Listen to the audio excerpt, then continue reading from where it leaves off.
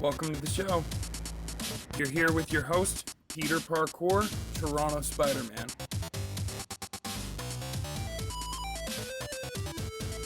Welcome to my show. Name's Peterparkour, aka Marcilio. So, I just started up my YouTube channel again yesterday. For those of you who didn't catch the last video, I've been performing for the last 3 years in the city of Toronto as Spider-Man, a licensed busker and I used to have a background as a breakdancing instructor. Here on my YouTube channel, I will be giving you little videos about cosplaying, longboarding, breakdancing, amateur parkour, and yeah, just giving my tips as to where I think are the best busking or street performing locations in Toronto, what are the coolest expos you can check out in terms of Comic-Con and Fan Expo, where are all the good comic book shops, and of course, where can you find Toronto Spider-Man if you need a photo, how I'm updating my costumes, and also the last thing would be new tricks and techniques as I get them down. So, I'm gonna show you guys today some of the gear that I use for street performing, as well as my training area in my backyard. Let's get going. First off, welcome to the rooftop. This is my backyard. This alleyway is really nice because it's got a lot of low-rise garages. Very easy to climb up to. Roofs are nice and sturdy, so you can actually even jump on them without worrying about breaking through or falling.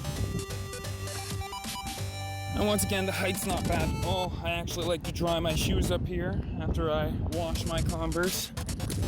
These are Wiz Khalifa Cons, perfect for a Spider-Man cosplay. Only problem with Converse I find is they do tend to rip right here at the sole. A lot of flexible movements with them. But you know, they are really great for breakdancing. Perfect b-boy shoe. Boy shoe. Classic basketball shoe. I think they work amazing with this Spider-Man. Alright, I made a jump yesterday on video. Let's see if we can do it again. I think I got that.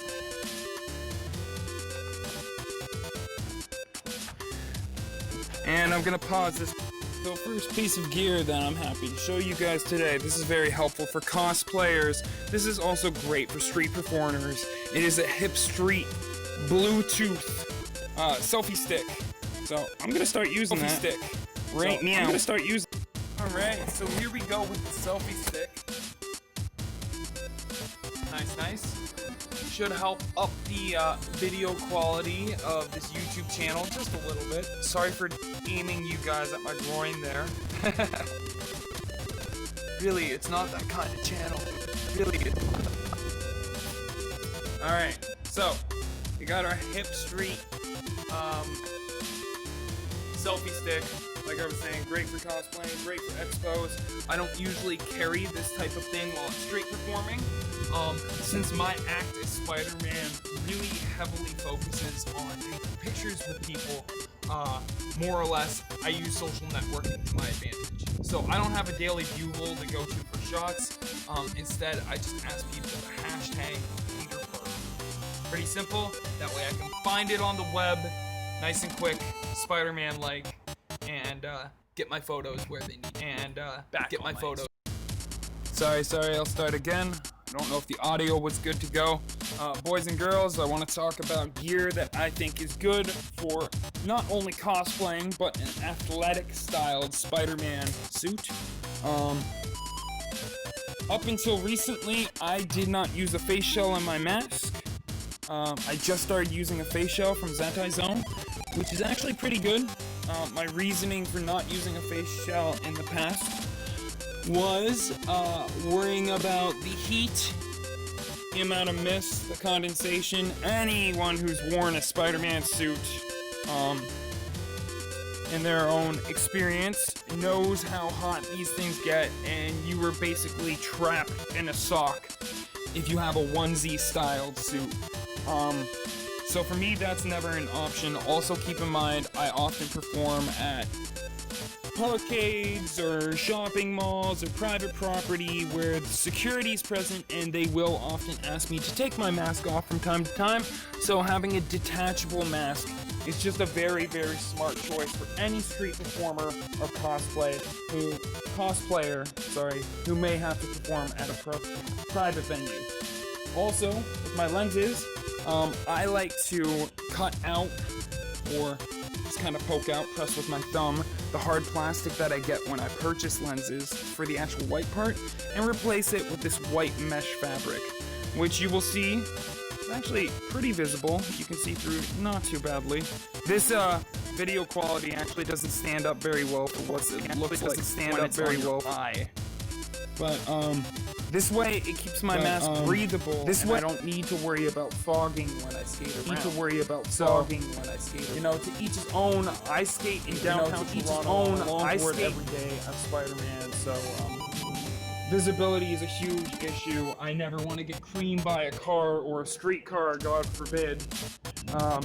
So safety first, guys. If you are going to be doing parkour, especially any type of breakdancing, even just a simple handstand, to avoid an injury, make sure that you're using the... By the way, I had my suit done at Zentai Zone. In the past, I've had suits done at Zentai, both great companies that you can order Spider-Man styled suits from. Deadpool, Green Lantern, whatever. And Zentai Zone is also the company that provided my face shell. But enough about the cosplay. Everyone likes to do their own cosplay their own way, and I'm not trying to lecture or preach. But to share a little bit more helpful info on what you can do to keep warm in the winter if you don't have radioactive blood, you can get Under Armour base layers. So these are actually tights. And these are what I'll be rocking underneath my suit today when I go out as Spider-Man and perform at Young and Dundas. But it's summertime and I don't want to be too warm. So aside from my base layer tights, which are great for my legs, I'm just going to be throwing on one layer, which is Nike Combat athletic gear. I got this at Winners. It's like $12, really cheap. This type of spandex, though, is seamless and it won't show underneath your suit. So, once again, great for fall or winter seasons when it gets really cool and you may not feel comfortable being in a Spider-Man costume all day. Also, perfect if you're stuck outside for a long period doing a photo shoot. So I think I've just about had it with the selfie stick. Folks, I am gonna have to get going, but I didn't feel like I quite finished the video or wrapped it up earlier, so I'm gonna do that just before I take off and get performing at Young and Dundas today. I had a suit out on the laundry, and it needs a little bit of sewing to complete it and make sure that it doesn't get damaged any further, so I won't be rocking my Civil War today. But if you guys come out to Young and Dundas, you can catch me in my amazing Spider-Man. Hey guys, it's me again. I just need to wrap up this video before I take off. So outside earlier, I did a quick time lapse of a stretching set that any of you can practice at home. I didn't really give my best effort or anything. It's just a really simple stretching set that anyone, no matter what your level of fitness, should be able to follow. So yeah, there's that. Check it out. And aside from that, I just wanted to let people know that I will be performing at Young and Dundas later on today. I should be there in between 3 o'clock p.m. till about 8 o'clock p.m. I don't know if this YouTube video will be out before then, so that's kind of pointless to mention.